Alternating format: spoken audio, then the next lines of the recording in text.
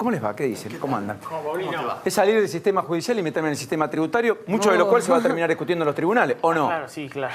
Porque no solo es el ajuste de los balances por inflación, que ya tiene más de 90 demandas de la Corte a favor de los espíritus confiscatorios en muchos casos, sino lo que hoy salió en el boletín oficial, ayúdenme, respecto a pagar el 15% sobre la compra de la segunda vivienda, cuando uno después la vende un valor mayor. Me da la impresión que también algunos van a decir, perdón, y ajústeme por inflación, porque yo no estoy ganando. Estoy en todo caso preservando mi valor, ¿o me equivoco? No, la verdad que, ¿sabes lo que parecería ser que está sucediendo en el Congreso? Es que Cambiemos había criticado la seguridad jurídica de nuestro país. Y se está perdiendo con esta gestión. ¿Será porque será minoría o porque tiene que negociar con una mayoría que lo presiona y lo lleva a este lugar? Porque vos fíjate que bienes personales, ¿no? En el caso de bienes personales, el blanqueo histórico, 100.000 millones de dólares, se le dijo al contribuyente, mire, usted entre, pague, que vamos a sacar, ir reduciendo la alícuota de bienes personales y lo vamos a retirar. ¿Qué pasa? Se termina incorporando más gente y subiendo las alícuotas.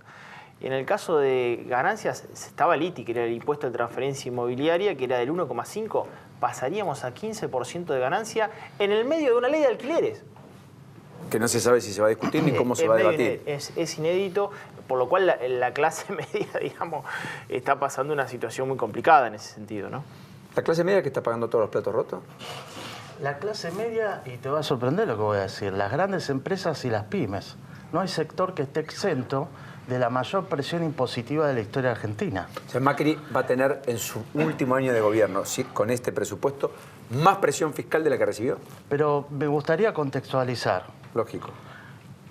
Cristina Kirchner en el año 2011 ganó con el 54% con dos cuestiones. Salarios en dólares máximos en 10 años, gracias al precio de la soja en 600, y hace más de 6 años, no es nuevo, tenemos vientos en contra. Al contrario de lo que dice el gobierno, desde el año 2012 que se terminó el boom del precio de las commodities. Y hay un incremento del costo del capital de pedir prestado para todos los países emergentes por la reversión de la política monetaria de la Reserva Federal. Desde el año 2011-2012. Bueno, pero lo de la política monetaria es nueva. La reversión, porque hasta hace 2 años el costo de dinero era nada. No, 2 años no, discúlpame. Sí, empezó ya en el 2012 y además el dólar en el mundo se encareció antes de Trump. Quiere decir que la excusa que pone el oficialismo con respecto a que nos vino una tormenta de golpe, la tormenta la está viviendo desde afuera la economía argentina, por lo menos desde el año 2011. Eso coincido, pero quiero poner esto porque si no, la tasa de interés en Estados Unidos empezó a corregir hace 1 año y medio, no hace 4 o 5. No. Se vino corrigiendo antes, pero bruscamente se corrigió hace 2 años. ¿Argentina consiguió plata hace 1 año, a 100 años? No, se apreció el dólar y nos volvimos menos competitivos por la política monetaria de Estados Unidos y agregarle a eso el efecto Trump. Todos los economistas serios tenían ese diagnóstico del escenario internacional, menos el conjunto de los partidos políticos. Por eso me pregunto, veo nuevamente, y ahora que me siento viejo y me quiero jubilar, veo una crisis jubilatoria ya, otro gobierno más que subestimó la herencia y no supo manejarla. De Alfonsín a esta parte. Estoy un poquito cansado de eso. Entonces estamos con una reforma impositiva que no existe, la antigua reforma impositiva, totalmente postergada, y ante la emergencia se adoptó la política económica del peronismo típica del peronismo, devaluación y retenciones. La presión fiscal que se acaba de aprobar en diputados, creo que a veces, no quiero generalizar, muchos legisladores no tienen idea de lo que firman. El ajuste que se está haciendo es sobre 2 sectores principalmente: jubilados, pymes y grandes empresas. Jubilados. Impuesto a las ganancias en la discusión democrática de las baldosas 1, diciembre de 2017, luego vino la número 2. A punta de Molotov se aprobó que todos los ingresos de impuesto a las ganancias que financiaban al ANSES para pagar jubilaciones volvían a las provincias. Por eso las provincias tienen superávit y por eso los jubilados ganan la mitad de la canasta jubilatoria. Y perdieron o van a perder 12 o 14 puntos este año contra la inflación. Las provincias tienen superávit. Ahora se agrega de que Provincia de Buenos Aires y Ciudad de Buenos Aires son los únicos distritos que sufren la reversión de los subsidios hacia las provincias de transporte. Porque el resto, excepto algunos casos, nunca tuvieron subsidios al transporte. Y encima le mantienen el... ¿Quiénes ganan? Siempre los ajustes, alguien gana. Las provincias. ¿Por qué? Porque no tiene poder político el gobierno desde diciembre del 2000, ya se me van los tiempos, 17, el 28 de diciembre que se anunció corrimiento de metas. Y ahí el mercado le empezó Y se a correr. violó completamente la independencia del Banco Central. Entonces, esa es la situación que estamos hoy. La suba de impuestos de no ajuste por inflación de los balances implica tres cosas. Violar normativa internacional, que se llama NIF, contable, por la cual un país que tenga acumulado 3 años de inflación de 100%, como nos pasa ahora, ya es hiperinflación. No en los términos antiguos de un país posterior a una guerra mundial, como la Primera Guerra Mundial en Hungría, Alemania y otros, sino por reglamento internacional. ¿Qué significa? Que las empresas, olvídate que inviertan y sobre todo tomen y generen nuevos puestos de trabajo, porque van a pagar ganancias ficticias, porque en realidad están perdiendo, porque no le dejan ajustar por inflación los costos.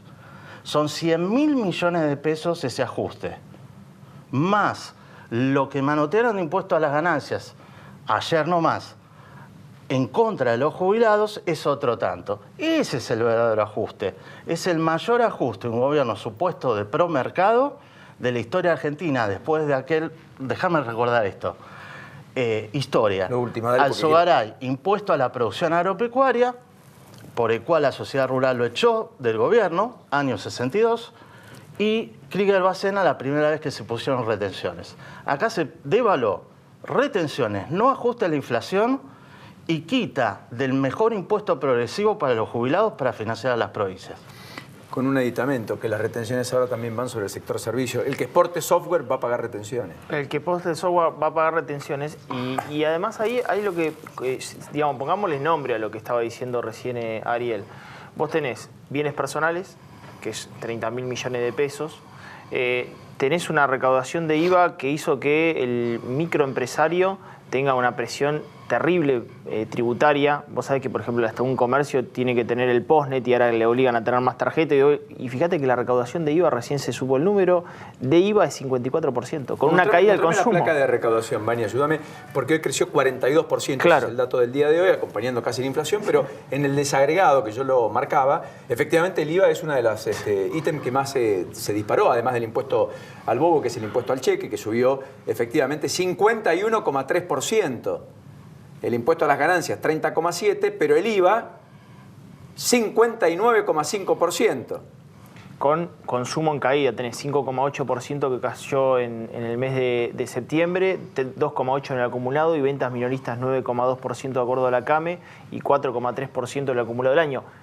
Y se recauda casi 60% de IVA. O sea, imagínate, digamos, es la famosa cacería en el zoológico. Y te digo, mira, ayer tuve una reunión en la Comisión de Comercio del Consejo Económico y Social de la Ciudad de Buenos Aires y estuve hablando con diferentes referentes de barrios como Liniers, 11, San Telmo y Avenida Avellaneda, que no sabes qué está pasando. Vuelve la venta ilegal. Es lógico. Porque la presión tributaria hace que muchos comercios terminen cerrando y encuentren en ese lugar un lugar de subsistencia, pero ya no de la informalidad, porque es cuestión social que termina en la calle. Es el que sale y se cae. Y se cae directamente. O sea, no puede sostenerse en la formalidad con esta presión tributaria con caída de venta. Y el gobierno no la ve. A mí lo que más me preocupa es que no la ve, porque la verdad que es un contribuyente, muchos casos de esos minoristas son contribuyentes monotributistas. Por lo menos, no sé, extender el régimen simplificado, que es lo que digo yo, hay que extender el régimen simplificado. Lo están pasando. Lo están pasando. O sea, te están excluyendo arbitrariamente a 50 o 60.000 de los de máxima categoría para que vayas autónomo y seas el hijo del pavote y pagues 3 o 4 veces más de impuestos. Fíjate, si haces todo un raconto de esto, que es de terror toda esta película y no había visto estos números, muchas gracias. Microempresas, empleados pagan ganancias, monotributistas y, como te dije antes, la falta de ajuste en los balances implica a las grandes y a las pymes. Sí, claro. Algunas tendrán más o menos espalda, pero a todas les pega. Recuerdo una cosa, este gobierno también aumentó el IVA porque nosotros podíamos como consumidores, teníamos un reintegro del IVA, cada mes experto en esto, de unos cuantos puntos, y por aumentar la recaudación eso volvió para atrás. ¿Qué significa esto? Que por no adecuar el gasto a una esa es mi figura, a una soja de 300, y a que no va a volver a subir la soja por un tiempo más. Estamos con un gasto de $600 la tonelada. El gasto público es lo que financia todo esto. Sí, y es un ajuste mal hecho, porque de vuelta, esto lo viví yo cuando trabajaba en la administración pública, ahora soy CONICET y UBA, por ahora. ¿Qué es? El ajuste horizontal, 10% a todo el mundo, implica que te ganás enemigo en todos los sectores y ministerios o pseudo ministerios que hay actualmente. Bueno, por eso el mercado ya no le crea no por programa. Bueno, el mercado, fíjate que volvió con la bicicleta financiera. Mirá los datos de hoy rápido, Vanina, y nos vamos a la pausa. Pero mirá los datos de hoy. El dólar abajo de 37. 36.76. 36.50 el blue. La bolsa se subió el 6%, se disparó. Los bancos básicamente apuntalaron esto, están ganando mucho. Ahora, el Banco Central hoy renovó la LELIQ, pagó un poquito más que ayer, 68.80.